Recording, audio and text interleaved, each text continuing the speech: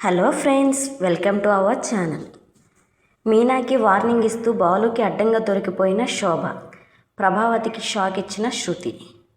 ఏం జరిగిందో తెలుసుకోవాలంటే ముందుగైతే మనం వీడియోలోకి వెళ్ళిపోదాం. వీడియో కనుక నచ్చినట్టయితే లైక్ చేయండి, షేర్ చేయండి, పక్కనే ఉన్న బెల్ ఐకాన్ ఆల్ ట్యాప్ చేయడం మాత్రం మర్చిపోకండి.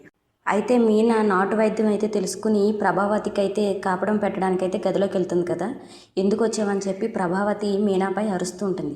అది అత్తయ్య, మీకు కాపడం పెడదామని వచ్చాను, పెయిన్ నుంచి మీకు రిలీఫ్ దొరుకుతుందని చెప్పి వచ్చానంటే, చేసిన నిర్వాహకం చాలేదా, ఇంకా నాకు సాయం చేస్తున్నట్టు నటించాలా, నన్ను చంపాలని ప్లాన్ చేసింది చాలదా నీకు, ఇంకా ఎందుకు ఇలా చేస్తున్నావు అని చెప్పి తనకు వచ్చిన తిట్లన్నీ అయితే తిట్టేస్తూ ఉంటుంది. కానీ మీనా అది అలా మాట్లాడతారేంటి అత్తయ్య, మీకు బాగోపోతే నేను మాత్రం ఎందుకు సంతోషిస్తాను, మీకోసమే కదా ఇదంతా నేను చేసిందని చెప్పి అయితే మీనా అంటుంది. ఏం అవసరం లేదా, నీళ్ళు అక్కడ పెట్టి ఎల్లు, నాకేం నువ్వు కాపడం పెట్టవసరం లేదని చెప్పి అయితే ప్రభావతి తిట్టేసి మీనాని వెళ్ళిపోమంటుంది. ఇంకా మీనా ఏం చేసేది లేక ఆ వాటర్, ఆ కాపడం పెట్టేవి అవన్నీ అక్కడే పెట్టేసి వెళ్ళిపోతుంది. అయ్యేసరికి ఇంకా ప్రభావతి చేసేదేమీ లేక, ఈ పెయిన్ నుంచి తట్టుకోలేను నేను, సరే ఇదేదో తెచ్చింది కదా ట్రై చేద్దామని చెప్పి తనే ఆ కాపడం అయితే పెట్టుకుంటూ ఉంటుందన్నమాట. పెట్టుకుంటూ ఉంటే ఆ పెయిన్ నుంచి అయితే ఆ నాటు వైద్యం పనిచేసి కొంచెం రిలీఫ్ అయితే ఇస్తూ ఉంటుందన్నమాట. రిలీఫ్ ఇచ్చేసరికి పర్వాలేదు, దీని దగ్గర చాలా విద్యలు ఉన్నాయి, నాటు వైద్యాలు కూడా తెలుసా ఏమికి అని చెప్పి అయితే అనుకుంటూ ఉంటుంది. ఏదైతేనే నాకు పెయిన్ రిలీఫ్ అయింది, పర్వాలేదు, ఇది చేసిన దీని జీవితంలో నా కోసం చేసింది ఏదైనా ఉందంటే ఇవి ఒక్కటే మంచి పని అని చెప్పైతే, సరే ఈ వాటర్ అని చెప్పైతే అనుకుంటున్నది. ఈ వాటర్ ఎలాగో చల్లబడిపోయినాయి, సరే వాటర్ పెట్టుకుందాం, మనం తిట్టేసాం, మళ్ళీ వేడి నీళ్ళు పెడితే నేనేదో దీని హెల్ప్ తీసుకున్నాను అనుకుంటారు, ఇంకా మనం కూడా మారిపోయాం అనుకుంటారు. లేదు లేదు, నేను వెళ్ళి నాకెవరి సహాయం అవసరం లేదు, నేనే వెళ్ళి వాటర్ పెట్టుకుంటానని చెప్పి అయితే ప్రభావతి కిచెన్లోకి వెళ్ళి వాటర్ అయితే పెట్టుకుందాం అని చెప్పి వెళ్తుంది. ఇంతలో మీనా వంట చేస్తూ అక్కడ ఉన్న ఐటమ్స్ ఏవో అందకపోతే పైనుంచి తీసుకుంటూ ఉంటుంది కదా. ఇంతలో ఆ కారం డబ్బా అవి అయితే ప్రభావతి మీద అయితే పడుతూ ఉంటాయి. మీనా పడిపోతుంటూ బాలు పట్టుకుంటాడు కదా, ఇంతలో ఆ డబ్బా చేజారి ప్రభావతి మీద అయితే పడుతుంది. అయితే ఇంతలో మనోజ్, అమ్మో దెయ్యం దెయ్యం అని చెప్పి అంటాడు. అనేసరికి ఎవర్రా దెయ్యం, నీకు నేను దెయ్యంలా కనిపిస్తున్నానా, కన్న తల్లిని పట్టుకుని దెయ్యం అంటావా అని చెప్పి అయితే దోశలేసే పెనం పట్టుకుని అయితే మనోజ్ని కొడతాకైతే వెళుతుంది. అయ్యేసరికి ఇంకా అందరూ నవ్వుతూ ఉంటారు. నేను నీకు ఎలా కనపడుతున్నా అని చెప్పి అయితే మనోజ్ మీద కోప్పడుతూ ఉంటే, అమ్మ నువ్వా ఏంటి అవుతారు అని చెప్పి అయితే మనోజ్ అంటూ ఉంటాడు. ఇదంతా మీనా చేసిన నిర్వాహకం, నీకు అమ్మ ఎవరో లేకపోతే దెయ్యం ఎవరో కూడా తెలియట్లేదా నీకు అని చెప్పి అయితే మనోజ్ అంటాడు. అంటే అమ్మ నేను గుర్తుపట్టలేదు నీకంటే, అంత గుర్తుపట్టలేకపోతున్నావు నువ్వు అని చెప్పి అయితే మనోజ్ని కూడా తిట్టేసింది అన్నమాట. ఇంకా అయితే అందరూ నవ్వుకుంటూ ఉంటారు. మీరు ఈ వేషంలో చాలా బాగున్నారు అత్తయ్య అని చెప్పి అయితే శృతి నవ్వుతూ, నేను ఒక ఫోటో తీసుకుంటాను ఉండండి అత్తయ్య, చాలా మంచి పిక్ అవుతుందని చెప్పి అయితే శృతి అంటుంది. నీకు ఇది సెల్ఫీ తీసుకునే టైం అంటే ఇలాంటివే మనకి మెమరీస్ అత్తయ్య, మీరు అలాగే ఉండండి నేను తీసుకుంటానని చెప్పి అయితే శృతి అయితే సెల్ఫీ తీస్తూ ఉంటుంది. ఇంకా ఆ సెల్ఫీలో బాలు కూడా అయితే జాయిన్ అవుతూ ఉంటాడు.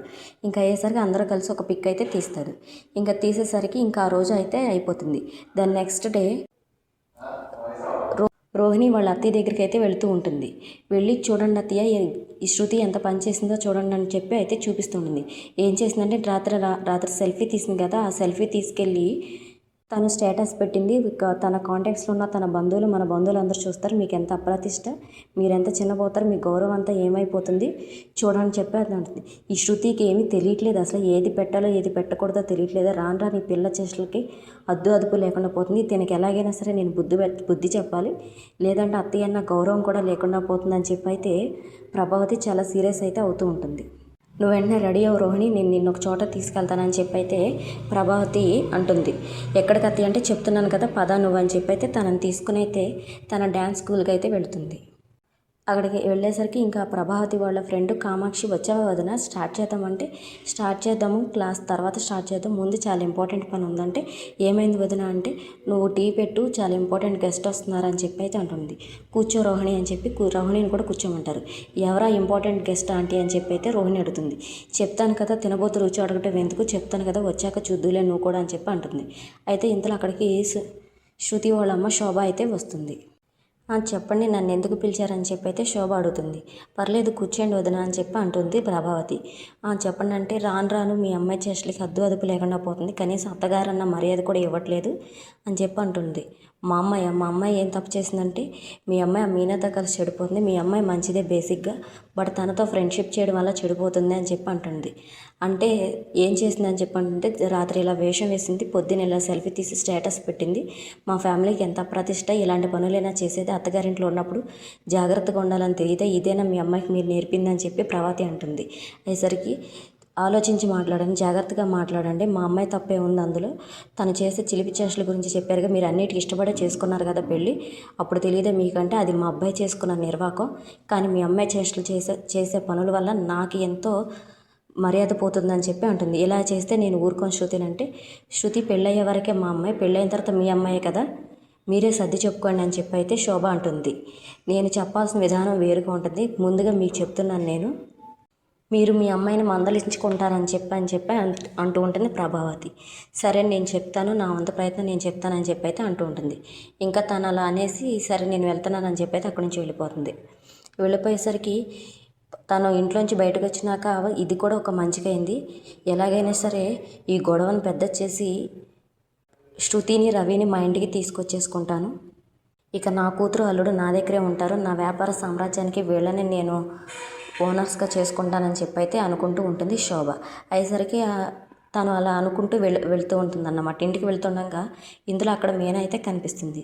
ఇంకా కారు ఆపు అని చెప్పి డ్రైవర్ని కారు ఆపమని చెప్పి అంటుంది. అనేసరికి ఇంకా మీనా దగ్గరికి వెళ్తూ ఉంటుంది. రండి పూలు కావాలా తీసుకోండి అని చెప్పి అయితే అంటుంది. నీ పూలు నాకేం అవసరం లేదంటే, ఏ అంటే పూలు నచ్చలేదంటే, పువ్వులు నచ్చినాయి, నీ ప్రవర్తనే నాకు నచ్చలేదంటే, నేనేం చేశానంటే నా కూతుర్ని బాగానే మాయ చేసావు కదా, నా కూతుర్ని నువ్వు మార్చేసావు, తన అత్తగారి దగ్గర తన దోషలాగా నిలబెడుతున్నావు కదా అని చెప్పి అయితే అంటుంది. అనేసరికి నేను అలా ఎందుకు చేస్తున్నానంటే, శృతి నాకు చెల్లెలు లాంటిది, తను బాగుండాలనే కదా నేను కోరుకుంటాను, తను చెడిపోవాలని తన మర్యాదను కోల్పోవాలని నేను ఎందుకు కోరుకుంటాను, ఆఫ్టర్ ఆల్ పూలు అమ్ముకునేదని నువ్వు నా కూతురికి అక్క ఎలా అవుతావు, నీ స్థాయి ఏంటి మా స్థాయి ఏంటి అని తనైతే కించపరిచి అయితే మాట్లాడుతూ ఉంటుంది. మాట్లాడేసరికి ఏ పూలు కట్టుకునే వాళ్ళు మనుషులు కాదా అంటే, మీ దృష్టిలో డబ్బున్న వాళ్ళే మనుషులా, మేము అలా చూసుకుంటే మేము డబ్బు లేకపోవచ్చు, కానీ మాకు ఆత్మాభిమానం ఉంది, మీరు ఎందుకు వచ్చారు, అయినా ఇది పూల కొట్టు నాది, మీకు పువ్వులు కావాలంటే రండి, అంతేగాని ఇష్టం వచ్చినట్టు మాట్లాడతాక నేను ఊరుకానని చెప్పి అయితే అంటూ ఉంటుంది. అయితే ఇంకా శోభ అక్కడి నుంచి తిడుతూ ఉంటుంది. తిడితే మీనా కూడా తిరిగి తనకి డి అంటే డీగా తను కూడా సమాధానం అయితే చెప్తూ ఉంటుంది. చెప్పేసరికి ఇంకా అక్కడికైతే బాలు అయితే వస్తూ ఉంటాడు. బాలు షాప్ కాడికి వచ్చేసరికి శృతి వాళ్ళ అమ్మలాగా ఉంది, ఏంటబ్బా పువ్వుల కోసం వచ్చిందా ఏంటి, మీనాతో మాట్లాడుతుంది, ఏంటో తెలుసుకుందా అని చెప్పి అయితే బాలు అక్కడికి వస్తూ ఉంటాడు. అక్కడికి వచ్చేసరికి ఇంతలో తిట్టేసి నీతో నాకు మాటలు ఏంటని చెప్పి అయితే శోభ అక్కడి నుంచి వెళ్ళిపోతూ ఉంటుంది. వెళ్ళిపోతుంటే బాలు వచ్చి తను శృతి వాళ్ళ అమ్మ కదా మీనా, తను ఎందుకు వచ్చింది ఇక్కడికి అని చెప్పి అయితే అడుగుతూ ఉంటాడు. ఆ పువ్వులు కొంటాకు వచ్చిందా అంటే, అవునండి పువ్వులు కొంటాకు వచ్చిందంటే అయితే, మీనా పక్కన ఉన్న వేరే పూలు కొట్టామా, లేదు బాబు తను ఇలా తిట్టింది, మీనా కూడా తను తిరిగి సమాధానం చెప్పింది, తను ఇష్టం వచ్చినట్టు మాట్లాడేసింది అని చెప్పి అయితే అంటూ ఉంటాడు. ఎంత ధైర్యం నా భార్య గురించే మాట్లాడుతున్నా, చెప్తాను వీళ్ళ సంగతి అయితే బాలు కోపంగా అయితే ఇంటికి వెళ్తాడు. ఇంటికి వెళ్ళేసరికి రవి అని చెప్పి అని గట్టిగా పిలుస్తూ ఉంటాడు. పిలుస్తూ ఉంటుంటే అందరైతే అక్కడికి వస్తాడు. అయితే నిజం తెలుసుకున్న బాలు ఎలా రియాక్ట్ అవుతాడు, తన భార్యను అవమానించిన శోభకి ఎలా బుద్ధి చెప్తాడనేది మనం రాబోయే ఎపిసోడ్స్లో అయితే చూద్దాం. వీడియో కనుక నచ్చినట్టయితే లైక్ చేయండి, షేర్ చేయండి, సబ్స్క్రైబ్ చేసుకోండి. మరిన్ని అప్డేట్స్ కోసం మన ఛానల్ని సబ్స్క్రైబ్ చేసుకోండి.